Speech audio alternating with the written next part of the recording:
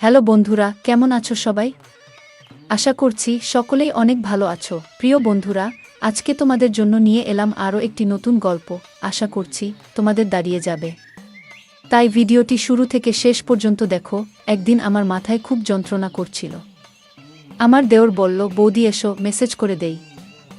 যখন দেওর মেসেজ করল, তখন আমি এত শান্তি পেলাম যে পুরো রাত যেন আমার কোনো হুঁশই ছিল না। তারপর আমি প্রত্যেক দিনই আমার দেওরকে দিয়ে মেসেজ করাতাম।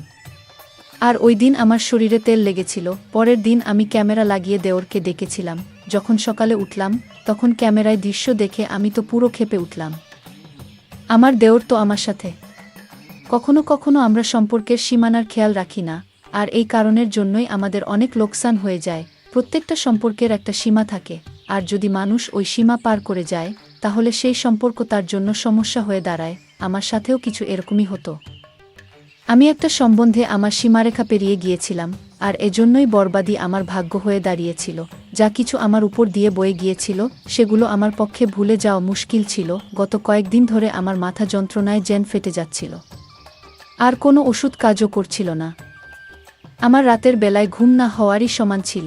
আমি পুরো রাত জাগতাম, আর ঘরের মধ্যে এখান থেকে ওখানে ঘুরে বেড়াতাম, বা নিজের বিছানাতে এপাশ ওপাশ করতাম। আবেগের ছটকটা নিয়ে আমাকে পাগল করে দিত। এজন্য আমার মাথায় যন্ত্রণা হতে থাকত। আমার দেওর পঙ্কজ, যে কিনা বয়সে আমার থেকে ছোট ছিল, সে আমার ভীষণ খেয়াল রাখত, আর আমরা দুজনে বেশ ভালোই মিশতে পারতাম। আমি ভুলেই গেছিলাম যে দেওর আর বৌদির সম্পর্ক ঠিক কীরকম হয়। অনেক রাত অবধি সে আমায় জেগে থাকতে দেখত। একদিন আমার কষ্ট দেখে বলতে লাগলো, বৌদি, আমি তোমার মাথায় তেল মালিশ করে দিচ্ছি, তোমার যন্ত্রণা এক্ষুনি ঠিক হয়ে যাবে। তার কথা শুনে আমি হেসে ফেললাম। আমার মনে হলো যে সে এমনিই বলছে। আমি বললাম, আচ্ছা ঠিক আছে, লাগিয়ে দাও। সে তেল নিয়ে আসলো, আর আমার মাথায় ভালোভাবে মেসেজ করতে লাগলো। তার সাথে সে তার পুরো দিনের গল্প আমাকে শোনাতে লাগলো। তার আঙ্গুলের দ্রুত মেসেজ আমায় ভীষণ শান্তি দিচ্ছিল। আমার রোজ রাতে চা খাবার অভ্যাস ছিল। পঙ্কজ আমার জন্য চাও নিয়ে আসলো। নিজের সাথে করে মালিশ করার পর আমি পঙ্কজের সাথে চা খেলাম আর শুয়ে পড়লাম। আমার এমন ঘুম আসলো যে আমি একেবারে সকালবেলা উঠলাম। সত্যিকারের পঙ্কজের মেসেজ এত যেন জাদু ছিল। আমি অনেক বেশি শান্তি অনুভব করছিলাম। অনেকদিন পরে আমার এরকম গভীর ঘুম আসলো। সকালবেলা উঠে যখন আমি স্নান করতে বাথরুমে গেলাম, আমি তখন ভীষণ অবাক হলাম যে আমার পুরো গায়ে কোথাও কোথাও তেল লাগানো। বোধহয় আমি ঘুমের ঘোরে নিজেই মাথার তেল এদিকে ওদিকে লাগিয়ে দিয়েছি। ঘুম পুরো হওয়ার কারণে আমার মাথার যন্ত্রণা চলে গিয়েছিল। এরপর আমি দিনভর কাজ করতে লাগলাম। আমার বিয়ের 1 বছর কেটে গেছে, আর এই 1 বছর আমি ভীষণ ভালোভাবে কাটিয়েছি। যখন আমি এই বাড়িতে বউ হয়ে আসলাম, তখন আমার দেওর পঙ্কজের মাত্র 6 বছর বয়স ছিল। পঙ্কজের মধ্যে অনেক বেশি বাচ্চাও ছিল, আর সে একদম আমার ছোট ভাইয়ের মতোই লাগত। আমার বর আমায় বলেছিল যে তার বাবা খুব তাড়াতাড়ি পৃথিবী থেকে চলে গেছে, যার জন্য পঙ্কজ তার বাবার ভালোবাসা পায়নি। তার মাও পঙ্কজের উপর আর ঘরের উপর অনেক কম ধ্যান দিতেন। আর আমার বর আকরাম এখানে তো থাকতেই না। এজন্য আকর আমাকে বলেছিল যে এখন সবথেকে বেশি আমি যেন পঙ্কজের খেয়াল রাখি। আমি তাকে কথা দিয়েছিলাম যে পঙ্কজকে একদম নিজের বাচ্চার মতো রাখব, আর আমি আমার কথা পুরো করেছিলাম। আমার বর আকরাম অন্য শহরে চাকরি করত। সে মাসের 4 দিনের জন্য বাড়ি আসত। বাকি পুরো মাসে আমি আমার ছোট দেওর পঙ্কজ আর আমার শাশুড়ির সাথেই কাটাতাম। পঙ্কজ এখন 7 বছরের ছেলে, যে কিনা যুবক হয়ে গেছে। সে আমার থেকে বয়সে মাত্র 4 বছরই ছোট ছিল। সে কলেজ থেকে আসার পর ও বৌদি বৌদি করে আমার আগে পিছে ঘুরত। আকরামের এখানে না থাকার কারণে আমার বড় ছোট সব কাজ পঙ্কজেরই দায়িত্বে ছিল। পঙ্কজ কলেজ থেকে আসার পর আমার কাজ করে দিত, আর তারপর আমারই সাথে সময় কাটাতো। পঙ্কজের সাথে থাকতে থাকতে আমি একটা ব্যাপার অনুভব করেছিলাম যে সে আকরামকে পছন্দ করত না। এমনকি তার কথা উঠলেও সে সেখানে চুপ করে যেত অথবা কথা বদলে দিত। আমি তার থেকে জানতে চাইতাম যে আকরামের থেকে তার কিসের সমস্যা, কিন্তু আমি কখনো এই প্রশ্নটা করতেই পারিনি। আকরামের মা পুরো দিন পাড়ায় ঘুরে বেড়াতেন, আর সন্ধ্যা হতেই বাড়ি এসে তাড়াতাড়ি শুয়ে পড়তেন। পরের দিন সকালবেলা আবার পাড়ায় বেরিয়ে যেতেন। এজন্য আমার তার দিক থেকে কোনো সমস্যাই ছিল না। জীবন খুব ভালোভাবেই কাটছিল। কিন্তু আকরামকে ছাড়া আমি পুরো রাত ঘুমোতেই পারতাম না, আর পুরো রাত আমি এপাশ ওপাশ করে কাটিয়ে দিতাম। কখনো কখনো মন চাইতো যে আমি নিজেই আকরামের কাছে চলে যাই, কিন্তু এখন এমনটা সম্ভব নয়। এজন্য আমার মাথায় মাঝে মধ্যেই ব্যথা ব্যথা হতো। পঙ্কজ জানত যে আমার মাথায় ব্যথা। এজন্য প্রথমে তো সে আমার জন্য ওষুধ নিয়ে আসতো, কিন্তু একদিন হঠাৎ সে বলল যে, আপনি কতদিন আর ওষুধ খাবেন মাথা যন্ত্রণা?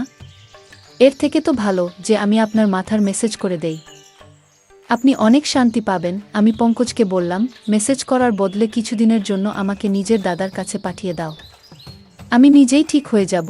আমার কথা শুনে পঙ্কজ বলতে লাগলো, যদি আপনি চলে যান তো আমার কি হবে? আমি তো আপনাকে ছাড়া থাকতেই পারি না। তার কথা শুনে আমি জোরে জোরে হাসতে লাগলাম। সে আমার সাথে এভাবেই কথা বলতো। সত্যিই পঙ্কজের সাথে থেকে আমার একটা অভ্যাস হয়ে গিয়েছিল তার। আমরা দুজনে মাঝে মধ্যেই ঘুরতে বাইরে চলে যেতাম। সে রাতের বেলা আমার জন্য আইসক্রিম নিয়ে আসতো, আর আমরা দুজন মিলে রাতভর একসাথে সিনেমা দেখতাম। আমি পঙ্কজের সাথে কেনাকাটা করতে যেতাম। তখন সে আমাকে অনেক মডার্ন আর ফ্যাশনেবল জামা কাপড় কিনতে বাধ্য করত। ঘরের মধ্যে তো সে আমাকে ওড়না গায়ে দিতেও দিত না। আমি যখনই ওড়না নিয়ে কাজ করতাম, তখন সে আমার গায়ের ওড়না টেনে একদিকে ফেলে দিত। সে বলতো, আপনি এটা এত গরমের মধ্যে কি করে পরে কাজ করেন? সে প্রত্যেকটা কথায় আমার অনেক বেশি চিন্তা করত। সে হালকা রঙের জামা কাপড় পরতে বেশি পছন্দ করত। এই জন্য আমি যখনই তার সাথে বাজারে যেতাম, তখনই সে আমার জন্য হালকা রঙের কাপড় পছন্দ করত আর কেনাতো। আর তার সেলাইও ভীষণ ফ্যাশনেবল ভাবে করিয়ে আনত। আমার জামা কাপড়ের ব্যাপারে তার অনেক রুচি ছিল। আমি প্রায় তাকে বলতাম যে তার বউ তো ভাগ্যবান, যে তার বর তাকে পছন্দমতো জামা কাপড়ের ডিজাইন বানিয়ে দেবে। আমার কথা শুনে সে বলতো যে, আপাতত আপনি ভীষণ সৌভাগ্যবতী যে আমি আপনার জন্য এত মেহনত করি। আর সত্যিই আমি অনেক সৌভাগ্যবতী ছিলাম, কেননা আমাকে সে কখনো কোনো কাজের জন্য না বলতো না। সে আমার অনেক জামা কাপড়েই ডিপ করে ডিজাইন দেওয়া গলা বানাত, বড় বড় পিঠের ডিজাইনও বানাত, যেগুলো মাঝে মধ্যেই আমার কোমর পর্যন্ত চলে যেত। আর কামিজ এতটাই টাইট ফিটিং হতো যে কখনো কখনো তো নিঃশ্বাস নিতেও আমার কষ্ট হতো। কিন্তু পঙ্কজ এরকম জামা কাপড় ভীষণ পছন্দ করত। আমি ওকে আমার বাচ্চার মতো করে রাখতাম। এই জন্য কখনোই তার পছন্দের জামা কাপড় পরার জন্য আমি না করতাম না। হালকা গোলাপি রঙের জামা কাপড় পরে আমি একদিন রান্নাঘরে কাজ করছিলাম। অনেক বেশি গরম ছিল সেদিন, আর আমার পুরো শরীর ঘামে ভিজে যাচ্ছিল, যার জন্য আমার জামা কাপড়ে যেন আমাকে পুরোপুরি দেখা যাচ্ছিল। আর আমি ওড়না ছাড়া তাড়াতাড়ি খাবার তৈরিতেই মগ্ন ছিলাম। তাই হঠাৎই যখন সে পেছন দিক থেকে চলে আসলো আর আমাকে দেখে বলতে লাগলো, আজকে তো আপনি ভীষণ হট লাগছেন। ওর এই কথায় আমি লজ্জা পেয়ে গেলাম আর তাড়াতাড়ি আমার ওড়না খুঁজতে লাগলাম। তখনই সে বলতে লাগলো যে, আমি তো মজা করছিলাম বৌদি, আপনি আরাম করে নিজের কাজ করুন। আর সে রান্নাঘর থেকে চলে গেল।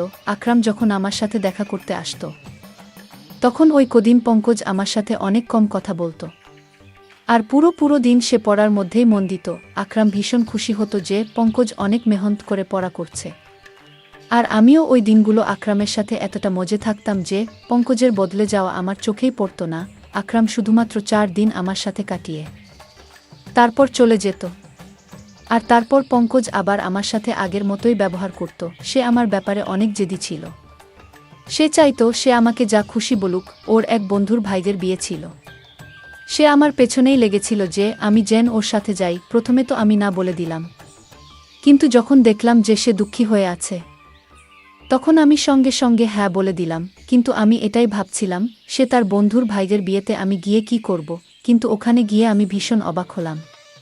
ওর সমস্ত বন্ধুরা আমাকে ভীষণ ভালোভাবেই জানত, আর এমনভাবে আমার সাথে কথা বলছিল যেন আমরা অনেকবার দেখা করেছি। ওরা বলল, সব সময় পঙ্কজ আপনার কথাই বলতে থাকে আর সে আপনার ভীষণ প্রশংসা করে। তারা সবাই আমার সাথে আবার দেখা করার জন্য জেদ করতে লাগলো, ইচ্ছা প্রকাশ করতে লাগলো। ফেরার সময় আমি পঙ্কজকে বললাম যে, তুমি তোমার বন্ধুদের আমার ব্যাপারে কি কথা বলেছ যে সবাই আমাকে এত ভালোভাবে চিনেছে? পঙ্কজ বলতে লাগলো যে, আপনি তো আমার সব কিছু, আমি তো সব সময় আপনার কথাই বলতে থাকি। ওই সময় পঙ্কজের কথা মানে আমি বুঝতে পারিনি, কিন্তু যেদিন আমি তার ওই কথার মানে বুঝতে পারি, আমার পায়ের তলা থেকে মাটি সরে গিয়েছিল। পঙ্কজ রোজ রাতে আমার মেসেজ পড়ত আর আমি আরাম করে ঘুমিয়ে যেতাম। কিন্তু যখন আমি আমার গায়ে পরের দিন জায়গায় তেলের দাগ দেখতাম, অবাক হয়ে যেতাম। আর এই জন্যই একদিন আমি ঘরের মধ্যে ক্যামেরা লাগালাম আর পঙ্কজকে দিয়ে ম্যাসাজ করাতে লাগলাম। ম্যাসাজ করানোর কিছুক্ষণের মধ্যেই আমি প্রত্যেকবারের মতো ঘুমিয়ে পড়লাম। আর সকালবেলা উঠে যখন ক্যামেরা রেকর্ডিং দেখলাম তো আমার নিঃশ্বাস প্রশ্বাস যেন বন্ধ হয়ে যাচ্ছিল। আমি ভাবতেও পারিনি যে পঙ্কজ আমার সাথে এরকম করতে পারে। আমি তো পঙ্কজকে অনেক বেশি ভরসা করেছিলাম, আর তাকে আমি নিজের ছোট ভাই ভাবতাম, কিন্তু সে তো দেওর বৌদির সম্পর্কের সম্মান রক্ষা করতে পারল না। ভিডিওতে পঙ্কজ আমার ভালোভাবে মেসেজ করছিল। তারপর সে আমার জন্য চা বানিয়ে আনলো, আর চা খাওয়ার পর পঙ্কজ ঘর থেকে বেরিয়ে গিয়েছিল, আর আমি ঘুমানোর জন্য শুয়ে পড়েছিলাম। কিছুক্ষণ পরে আমার এত গভীর ঘুম এসে গেল, তখন পঙ্কজ দ্বিতীয়বার দরজা খুলে ঘরে আসলো, আর আমি দরজা খোলার আওয়াজেতেও উঠিনি। সে ঘরে আসার পর ঘরের দরজা বন্ধ করে দিল, আর আমার কাছে চলে আসলো। এরপর আমি যা কিছু দেখলাম আমি নিজের চোখে বিশ্বাস করতে পারিনি।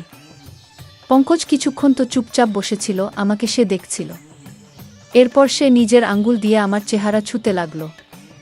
সে তার মোবাইল ফোন বের করে আমার অনেক ফটো তুলল, আর তারপর সে আস্তে আস্তে আমার শরীর থেকে কামিজ সরালো। তেলের সেই শিশি যেটা সে মাসাজের জন্য এনেছিল ঘরের মধ্যেই রাখা ছিল।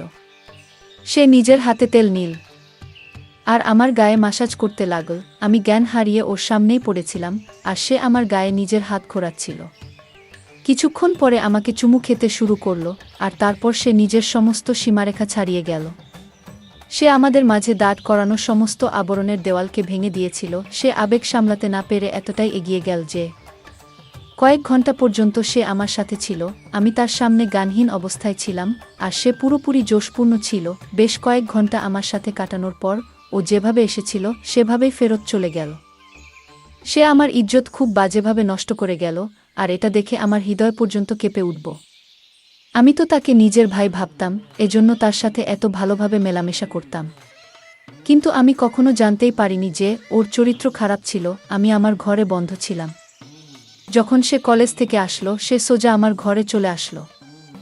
একদম আমার কাছে বসে বলতে লাগলো, বৌদি কি হয়েছে, তোমার শরীর ঠিক নেই? আমি গভীরভাবে তার দিকে তাকালাম, আর ক্যামেরার রেকর্ডিং তার দিকে বাড়ালাম। সেটা দেখে সে কিছুক্ষণের জন্য তো চুপ করে গেল। এরপরে সে যা বলল সেটা শুনে পুরো আমার গায়ে শিহরণ জেগে গেল। সে হঠাৎ করেই নিজের ভালোবাসার কথা আমাকে বলতে লাগল। সে বলতে লাগল চিরদিনই ভালোবাসার জন্য অভাব বোধ করত সে। যখন আমি তার দিকে ধ্যান দেওয়া শুরু করলাম তখন তার ভালো লাগতে লাগল। সে বুঝতে পারল যে তার জীবনে কেউ এমন আছে যে তাকে ভালোবাসে। ও বলছিল যে এবার ও আর আমার থেকে দূরে যেতে পারে না, আর এই জন্যই তার নজরে তার বড় দাদার অস্তিত্ব খটকাতে লেগেছিল। যখনই আকরাম আসত সে নিজেকে ঘরের মধ্যে বন্ধ করে দিত, কেননা আমাদের দুজনকে সে একসাথে দেখতে চাইত না। আকরামকে তো সে এভাবেই প্রথম থেকেই ঘৃণা করত, কেননা আকরামের বাবা আকরামকে অনেক ভালোবাসত, আর মরার আগে উনি এই ঘরটাও আকরামের নামে লিখে দিয়েছেন। আমার আর আকরামের সঙ্গ তার হৃদয়ে কাটার মতো বিদ্যুৎ। তাই যখনই আমার জন্য সে কেনাকাটা করত সে ইচ্ছে করেই আমার জন্য এই ধরনের জামা কাপড় কেনাত যাতে আমাকে সে পরিষ্কারভাবে দেখতে পারে। সে হালকা রং পছন্দ করত না, বরং হালকা রঙের মধ্যে দিয়ে উকি দেওয়া আমার দেহাকর্ষণ তাকে আকৃষ্ট করত। সে বলতো যে সে সৌন্দর্যে আহত হয়েছে, সে শুধু আমাকে পেতে চাইত। সে নিজের আবেগকে কাবুতে রাখতে পারছিল না। যখন সে আমাকে রাতভর জাগতে দেখত এই কথাটা তাকে ভীষণ অস্বস্তিতে ফেলত যে আমি তার দাদার কথা ভেবে জেগে আছি। ওর ইচ্ছা ছিল আমি যেন তার জন্য জেগে থাকি, আর জীবনভর যেন তার সাথে থাকি। সে নিজের দাদার থেকে আমাকে আলাদা করতে চেয়েছিল আর নিজের কাছে আনতে চাইত। এই জন্য সে আমার মেসেজ শুরু করে যাতে আমি শান্তি পাই, আর সে আমার চায়ে ঘুমের ওষুধ মিশিয়ে আনত। আর যখন তার বিশ্বাস হতো যে আমি গভীরভাবে ঘুমিয়ে গিয়েছি তখনই সে আমার ঘরে চলে আসত আর নিজের পিপাসা মিটিয়ে চলে যেত। সে নিজের বন্ধুদেরও ওই কথাটা বলেছিল যে সে আমাকে ভালোবাসে, আর ওর বন্ধুরাই ওকে এই ধরনের পরামর্শ দেয়া। পঙ্কজ আর তার বন্ধুরা বয়ঃসন্ধির দরজায় উপস্থিত ছিল, এই জন্য তারা ঠিক আর ভুল কি সেটা বুঝতে পারত না। আমার ইজ্জত নিয়ে বসেছিল সে। পঙ্কজের কথা শুনে তো আমার চোখ দিয়ে জল বেরিয়ে আসলো। সে এই সমস্ত করে ফেলেছিল, আর আমি ছিলাম তার দাদার বউ, আর সে আমার বিছানা পর্যন্ত এসে গেছিল। আমি লজ্জায় জল হয়ে যাচ্ছিলাম। আমি ঘৃণায় পঙ্কজের দিকে তাকালাম। তখন সে আমার পায়ের কাছে বসে পড়ল আর বলতে লাগল সে শুধু আমাকে ভালোবাসে, আর আমার ঘৃণা ওকে মেরে ফেলবে বাবার ছেড়ে চলে যাওয়ার সাথে সাথে। সে নিজের মায়ের অদ্ভুত উদাসীনতা সহ্য করতে পারেনি। সে বলতে লাগল তার মাও কখনো তার আবেগ আর তার ইচ্ছের খেয়াল রাখত না। তার বদলে তার মা গোটা পাড়ায় ঘুরে বেড়াত আর তাই সে পুরোপুরি একাকিত্বের শিকার হয়েছিল। যখন আমি এই বাড়িতে আসলাম তখন তার একাকিত্ব দূর হলো, সে নিজে নিজেই আমার সাথে মিলেমিশে গিয়েছিল। আমি পঙ্কজকে ধাক্কা দিয়ে আমার পায়ের কাছ থেকে সরিয়ে দিলাম। আমি তার মুখও দেখতে চাইছিলাম না। সে আমার সাথে যা করেছে আমি তাকে কখনোই ক্ষমা করতে পারতাম না। আমি জানতাম এতে পুরো ভুল পঙ্কজের ছিল না। সে সত্যিই সম্পর্কের জন্য মরে যাচ্ছিল, আর আমাকে পেয়ে সে সীমানা ভুলে গিয়েছিল। আর আমিও তাকে কখনো ঠিক আর ভুল কোনটা তা বলিনি। সে যখনই আমার জন্য জামা কাপড় সেলাই করাতো তখন আমি সেটা ওর পছন্দ ভেবে মেনে নিতাম। আমি ওড়না ছাড়াই তার সামনে ঘরে ঘুরে বেড়াতাম। আমি তাকে নিজের ছোট ভাই অবশ্যই ভাবতাম, কিন্তু বাস্তবে সে তো আমার ছোট ভাই ছিল না। তার আর আমার সম্পর্ক ছিল দেওর বৌদির। আর আমি এই ব্যাপারটাই খেয়াল করিনি। আজকালকার দিনে যেখানে এক 3 বছরের বাচ্চাও পুরো সব কথাই জানতে পারে, আমি কি করে ভেবে নিলাম যে আমার 7 বছরের দেওর একটা ছোট বাচ্চা হবে। আমি তাকে বললাম, এটাই ভালো হবে যে তুমি আমার থেকে দূরত্ব বজায় রাখো, আর আমাকে নিজের চেহারাও দেখাবে না। আমার পক্ষে এবার তার সাথে একই ছাদের নিচে থাকা মুশকিল হয়ে গিয়েছিল। সে বলতে লাগলো যে এই কথাটা যেন তার দাদাকে আমি না বলি। আমার মধ্যে তো নিজে থেকেই এতটা ক্ষমতা ছিল না যে আমি আকরামকে এত বড় সত্যিটা বলবো। সে ভীষণ লজ্জিত ছিল, আর সে নিজের ঘরে চলে গেল। কিন্তু আমি নিজের নজরেই নেমে গিয়েছিলাম। আমি সঙ্গে সঙ্গে আকরামকে ফোন করলাম। তাকে বললাম আমি এবার তাকে ছাড়া থাকতে চাই না। হয় সে নিজে এখানে চলে আসুক, আর না হয় আমাকে তার কাছে ডেকে নিক। আমার কথা শুনে আকরাম প্রথমে তো অবাক হয়ে গেল যে আমার হঠাৎ করে কি হলো, কিন্তু যখন আমি বারবার বলতে লাগলাম তখন সে বলল সে তাড়াতাড়ি আমাকে তার কাছে ডেকে নেবে। সে কিছু সময় চাইছিল যাতে আমার থাকার সে ব্যবস্থা করতে পারে, আর নিজের মায়ের সাথেও সে সেই ব্যাপারে কথা বলবে। আমি আকরামকে বললাম যে সে যেন 5 দিনের ভেতরে আমাকে ডেকে নেয়, না হলে আমি চিরজীবনের জন্য ঘর ছেড়ে চলে যাব। আকরাম আমাকে কথা দিল যে সে 5 দিনের মধ্যেই আমাকে নিজের সাথে নিয়ে যাবে। আমি এই 5 দিন নিজেকে ঘরের মধ্যে বন্ধ করে কাটিয়েছি। আমি সেসব পুরোপুরি ভুলে যেতে চাইতাম। আমার শাশুড়ির এখনো পর্যন্ত ঘরের সম্পর্কে কোনো হুঁশ নেই। তার নিজের ঘরের থেকে বেশি পাড়ার চিন্তা থাকে। যদি সে অন্যের খোঁজে না থেকে নিজের সন্তানের খেয়াল রাখত তাহলে পঙ্কজ এরকম করত না। সে শিকার হয়ে নিজের রাস্তা থেকে হারিয়ে গিয়েছিল। প্রত্যেকটা সম্পর্কের একটা সীমা থাকে, আর আমি আমার আর পঙ্কজের সম্পর্কের সেই সীমাটা ভুলে গিয়েছিলাম। আর আজকে তারই ফল আমাকে ভোগ করতে হচ্ছে। আমি আমার সমস্ত পুরনো জামা কাপড় জ্বালিয়ে দিয়েছি। এবার আমি বুঝতে পেরেছি যে আমি এই বাড়িতে একজন বাইরের মানুষের সাথে আছি, আর আমাকে নিজেকে এবার থেকে আড়ালে রাখতে হবে। কখনো কখনো আমরা অনেক ব্যাপার ছোট ভেবে নিই, কিন্তু সেগুলো এতটাও ছোট হয় না যতটা নজরে মনে হয়। আজ আমি আমার ওড়নার দামের কথা অনুভব করলাম যে সেটা কত দামি, যখন কিনা আমি প্রায় ধ্বংস হয়ে গিয়েছি। যারা এই গল্পটি শুনছেন আপনাদেরকে আমি এটাই বলতে চাই, নিজেকে সাবধানে রাখুন। ধন্যবাদ বন্ধুরা গল্পটি শোনার জন্য।